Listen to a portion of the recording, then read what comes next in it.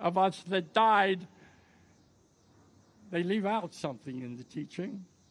Millions came home with a dread disease. Oh, we came home with malaria, bleeding ulcers. If you worked in the engine room of the ship, asbestosis that could turn into a worse disease. But we also came home with a dreaded disease that few ever talk about. And every one of these dudes experienced a part of it, including myself, and it's called post-traumatic stress. And they added a D, post-traumatic stress disorder. And so how do we sanctify what was done? Well, when you get an opportunity, I want you to go around these areas and look what is etched into the granite. You'll see something over here called Murmansk, a tribute to my fellows. There were 250,000 of us recruited.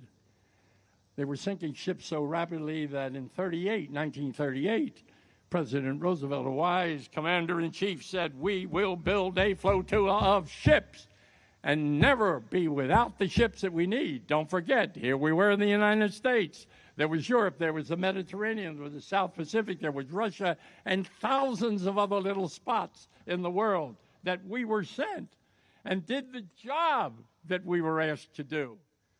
I'm not here to down anything that was ever done. My role here is to make you aware. The war was over. We had whipped them. We beat them at every stage in Europe. We had beaten them.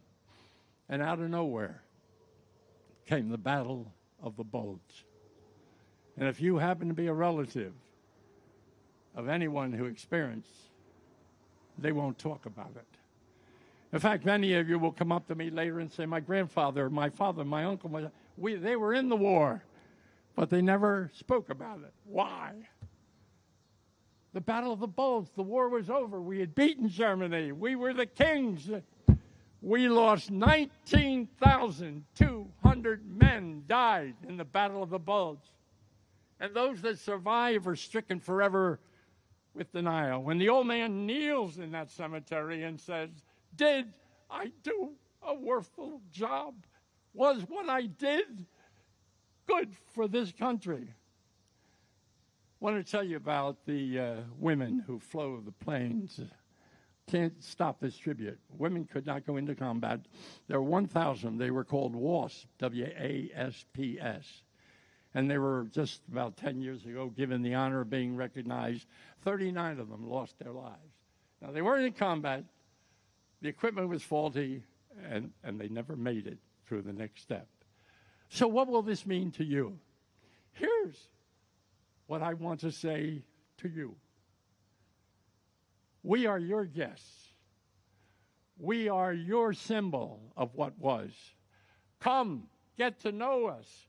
These are great guys. 2 of them are over 100.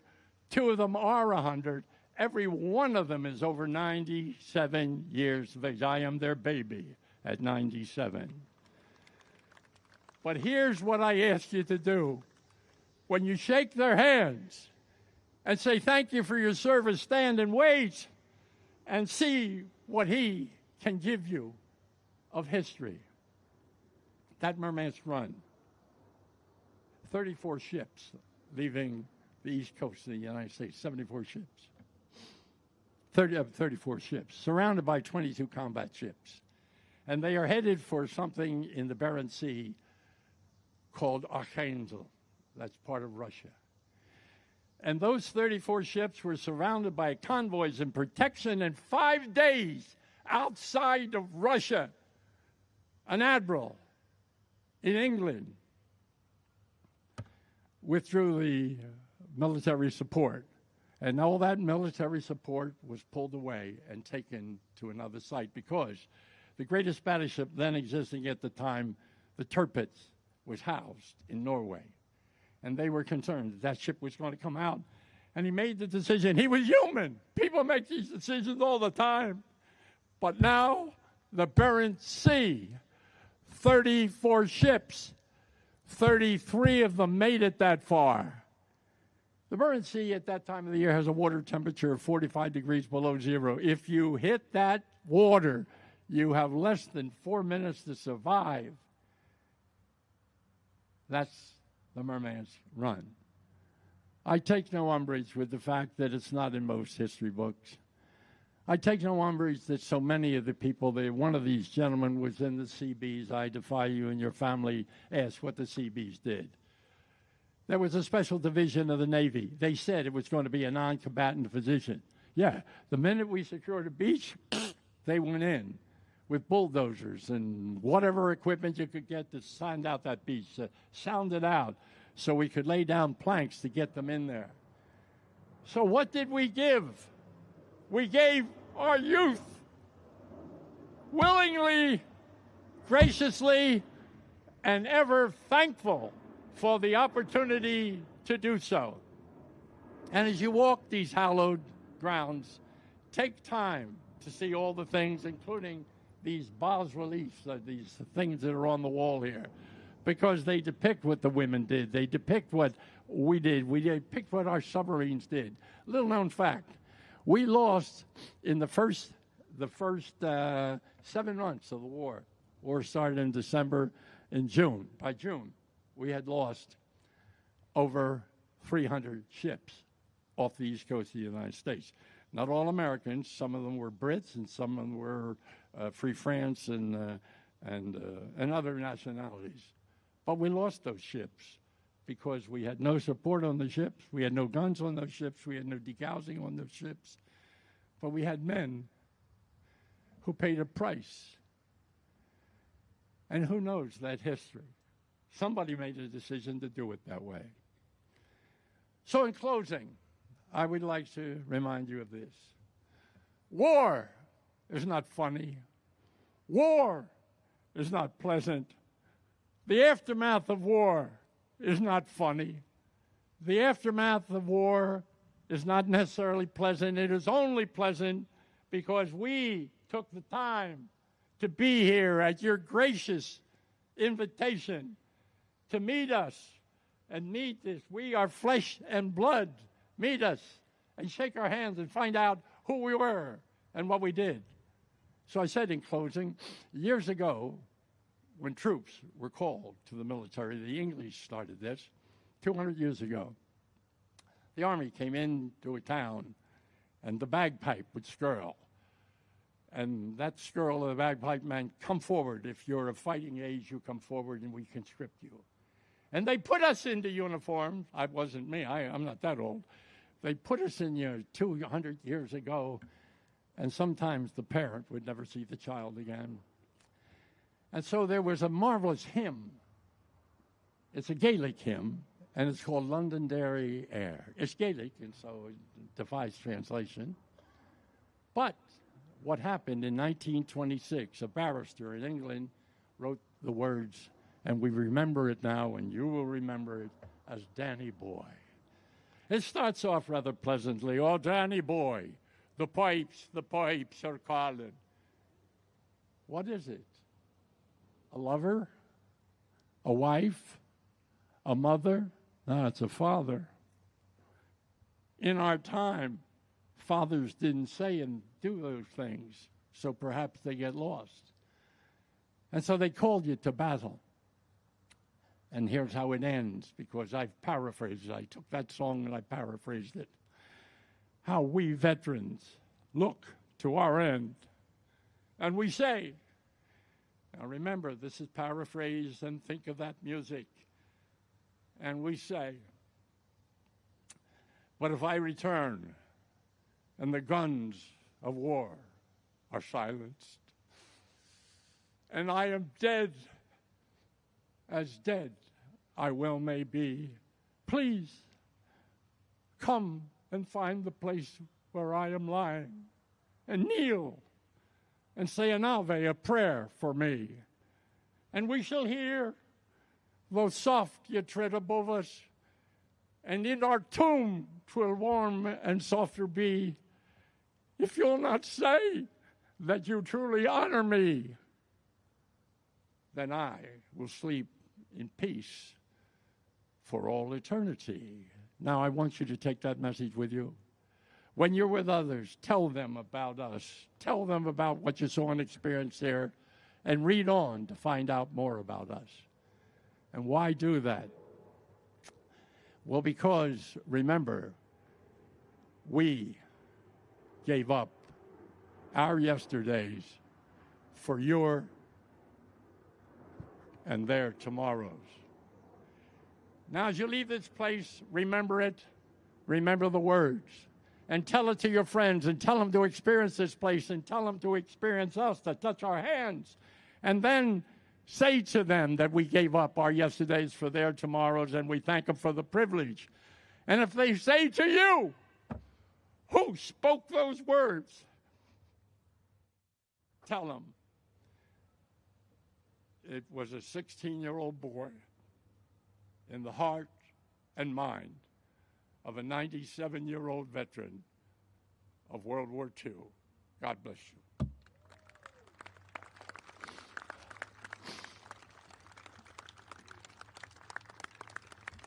Thank you, sir. Thank you, Dave. Yeah.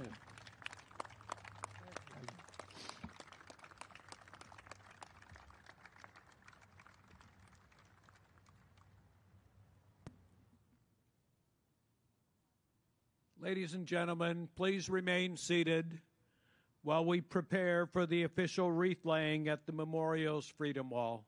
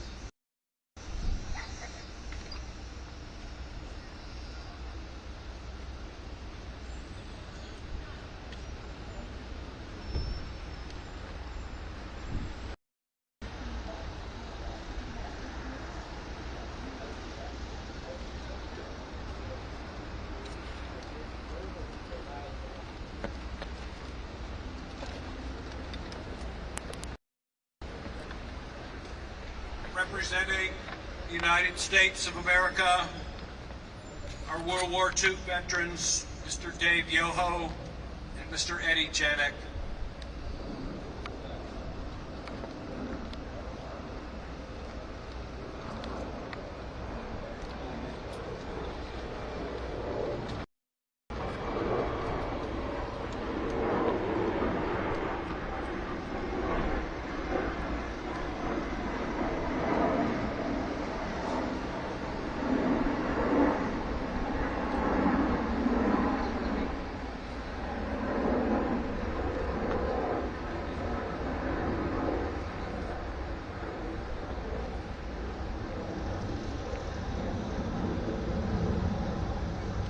Representing the National Park Service, World War II veteran, Mr. Dominic Critelli, accompanied by National Mall and Memorial Park Superintendent, Dr. Kevin Grease.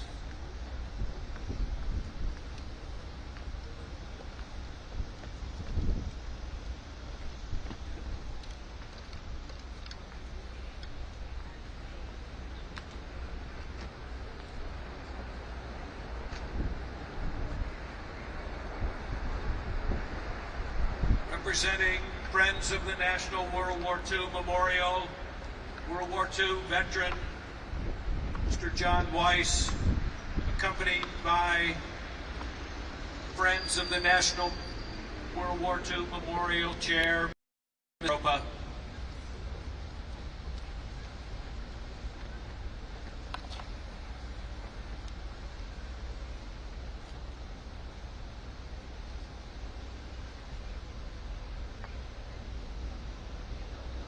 Representing the United States Army,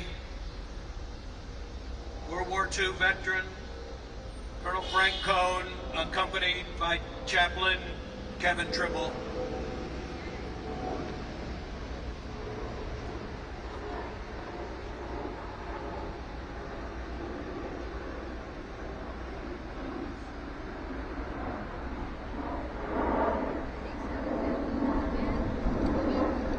Representing the United States Marine Corps, World War II veteran, Mr. Bernard Duskin.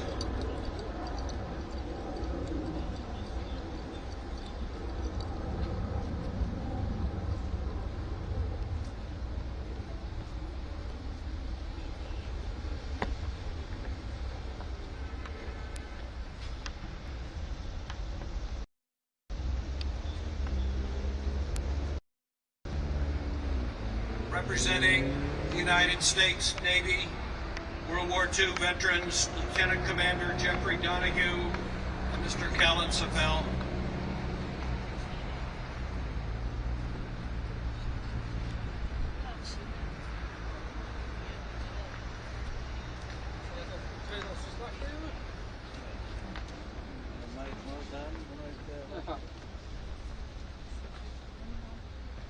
Representing the United States Air Force, World War II veteran, Mr. Harry Miller.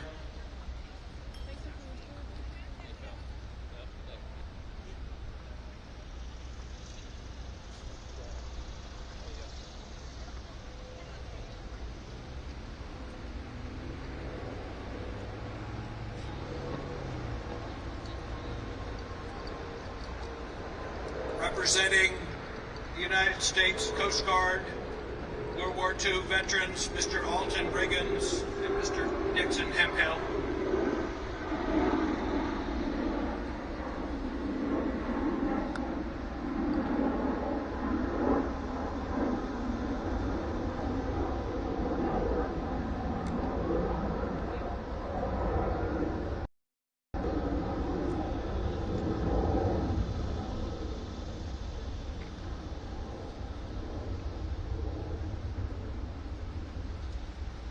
Representing the United States Space Force, World War II veteran, Mr. James Barron.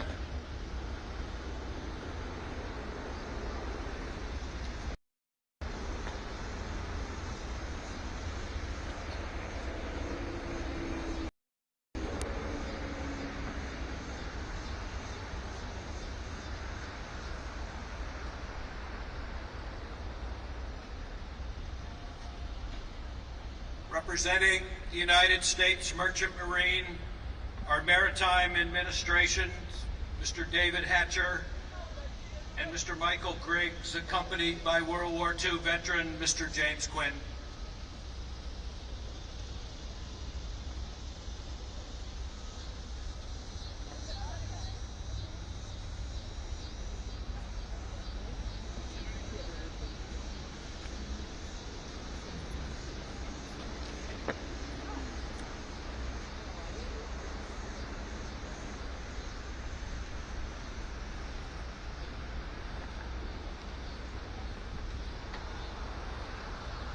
Representing the American Defenders of Bataan and Corregidor Memorial Society, Jan Thompson, President of the American Defenders of Bataan and Corregidor Memorial Society.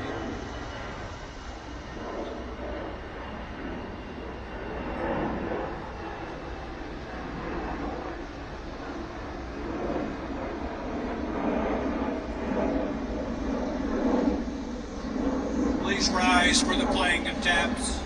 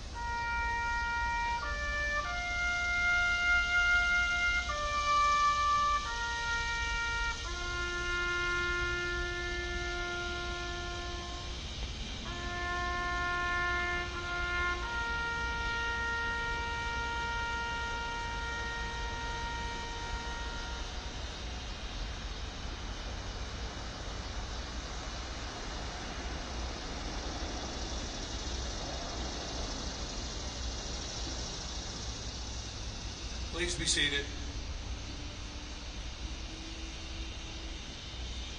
We've now come to the part of the ceremony, the playing of the service songs. When you hear your service song, please stand to be recognized.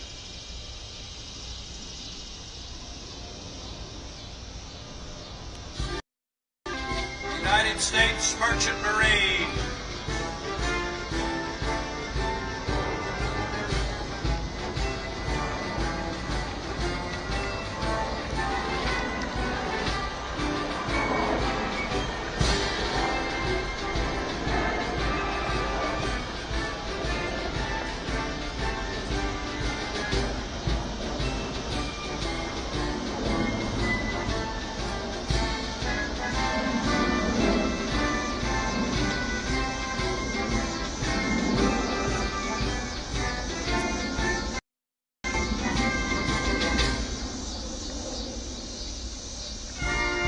United States Army.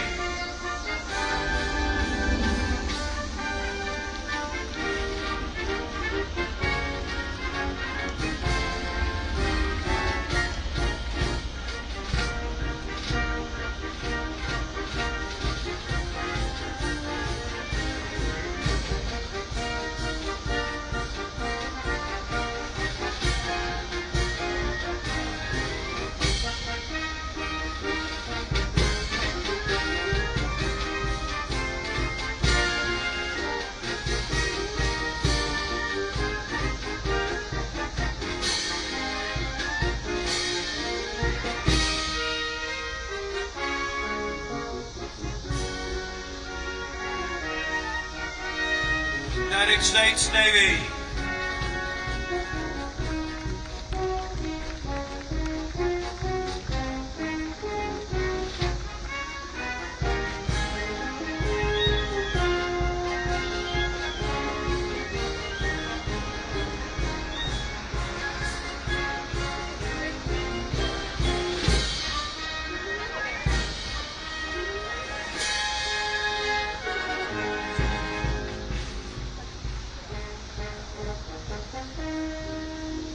United States Coast Guard.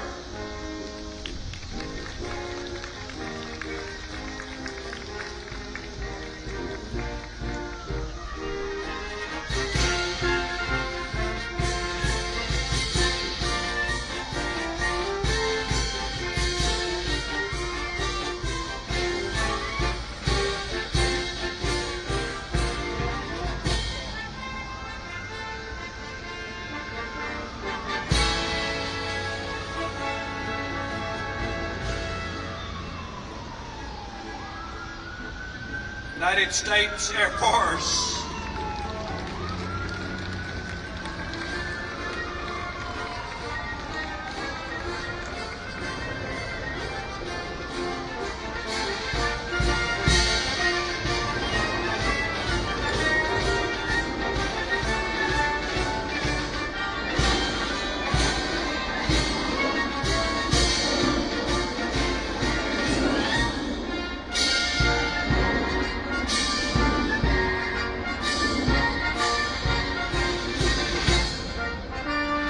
United States Space Force.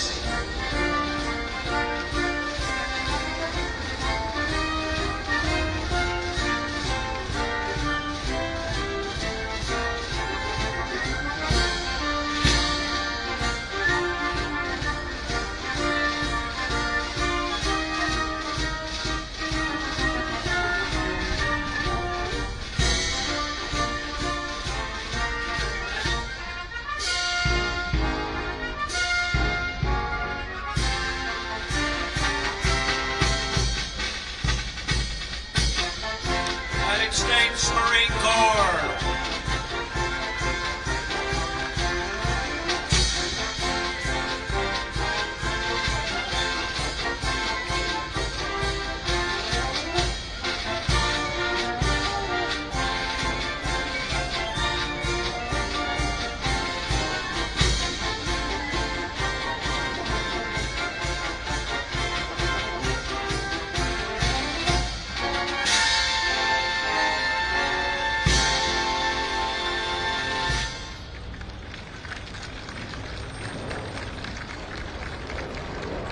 This concludes today's ceremony. Thank you very much for joining us today as we mark the 80th anniversary of victory over Japan. May we carry forward the legacy of the greatest generation, honoring their sacrifice, preserving their stories, and dedicating ourselves to the ideals they fought to defend.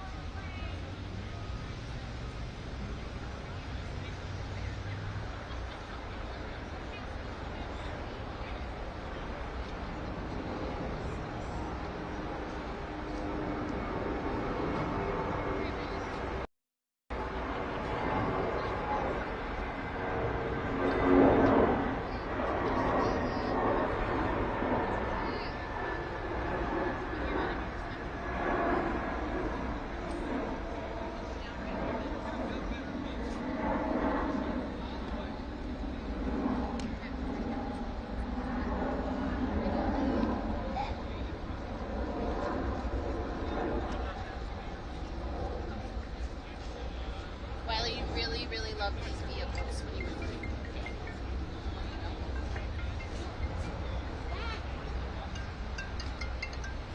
Hey, Brian.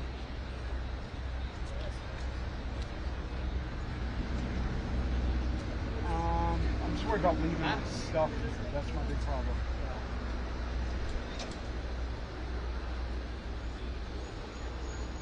Yeah, I know. Can I meet him like at the ramp? Just so I can see my stuff, you know what I mean? Okay, sorry man.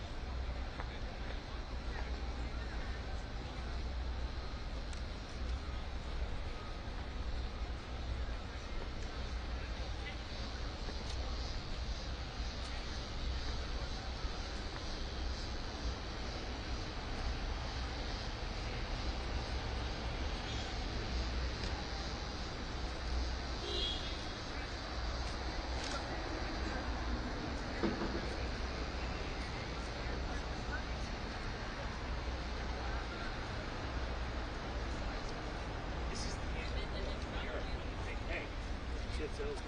Yeah. It's over. So you're not going home. You're going.